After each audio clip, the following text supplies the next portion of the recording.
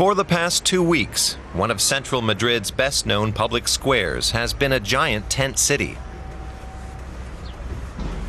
Usually, tourists stroll along the Puerta del Sol. Now, demonstrators are camped out here. They've occupied the square in protest.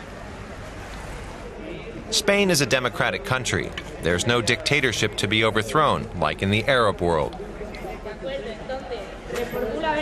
So I'd like to know what makes people choose this radical form of protest anyway, and what it is they're demanding.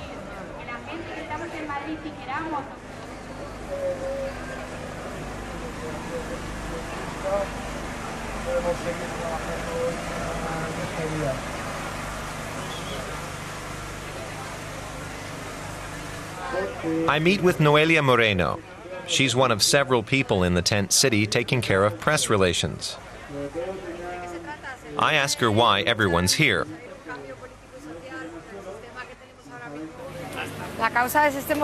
She tells me that it was a spontaneous movement that drove people into the streets in order to demonstrate against this political system that they don't like, and that they feel does not represent them.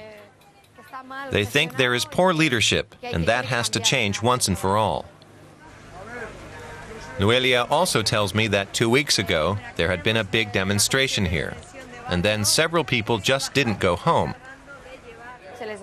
She explains that they were removed by police, which she thought was unfair. This is a free country, she says, and everyone can demand their rights. The police action caused a big reaction, and people came in masses to help their fellow citizens who were simply defending the rights of everyone. Them and us, the state and the banks, and on the other side, the people. That's how a lot of demonstrators talk. I realize it's not just about a few specific annoyances, rather about a deep-seated alienation of people from those sent to represent them. Noelia is a secretary, but she's been unemployed for 3 months, one of the 40% of young Spaniards without work.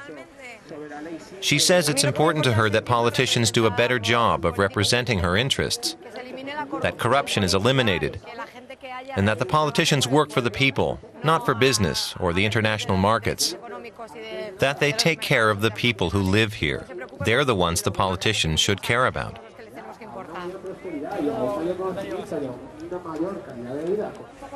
I'm impressed at what people have created in that short time, driven by dissatisfaction. I find out there are now lots of tent cities across Spain. And here in Madrid, there's a library with some 1,000 books, all donations. Each day, people who live nearby bring food to the camp to show solidarity, says Noelia. It's a movement of young people, but many older people also do what they can to support the movement. Like Rafa, the camp cook.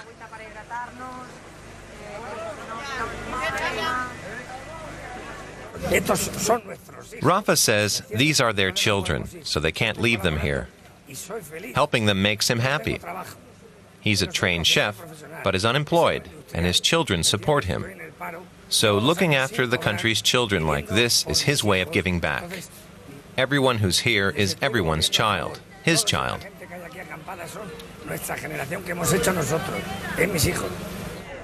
Many people share his view. There are doctors on call for the protesters 24 hours a day. And more than 100 lawyers make sure that no one's protest activity can be used against them. Pro bono, of course. The encouragement from the population is enormous. At this stand, anyone can write their suggestions and demands on a piece of paper and hand them over.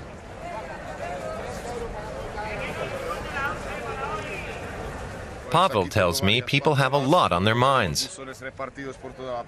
He says he thinks he gets between 1,500 and 2,000 suggestions per day.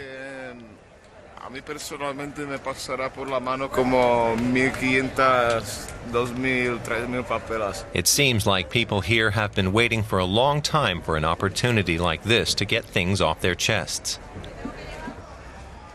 All of the ideas are passed on to working groups for each topic.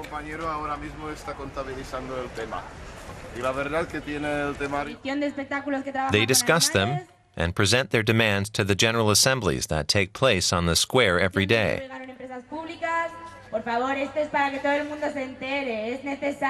The decisions are not reached by a majority, but by consensus. And anyone opposed has to explain their objections in front of everyone. If there's no unanimous decision, the proposals have to be revised.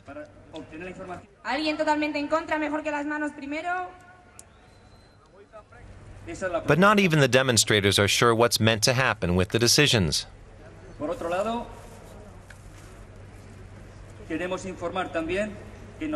So far, no one official has shown any interest in their ideas. But not everyone here has political goals. During a walk through the camp, I meet Tanya, the clown.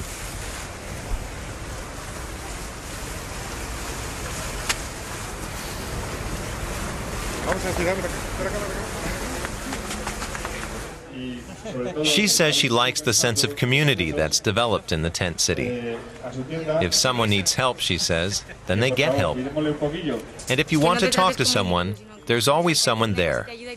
She adds, before we can change the political parties in order to have some kind of movement, we have to change ourselves. She too has found her niche in the camp, this little parallel world. Tanya says, so many are talking about politics, and she plays the clown to cheer people up. She thinks it's important, so they don't get so angry. But sometimes there's stress anyway. The free food attracts people who aren't even involved in the demonstrations. And there's not always enough to go around. A lot of patience is needed. This woman from the food tent says people always simply want to take, and they can't give them all free food because the people working here need to eat first. She says they've been here for days. People complain when they get sandwiches, but the salads are for the people working here. The others are just passing through. She's there all the time, with no sleep and little to eat. But when the fresh supplies arrive, then she gets a bite to eat, she says. There are no plastic forks at the moment, but that's the least of the worries here this afternoon. The news that police in Barcelona violently broke up the tent city has a lot of people in Madrid worried. So more people than usual came to the evening general meeting.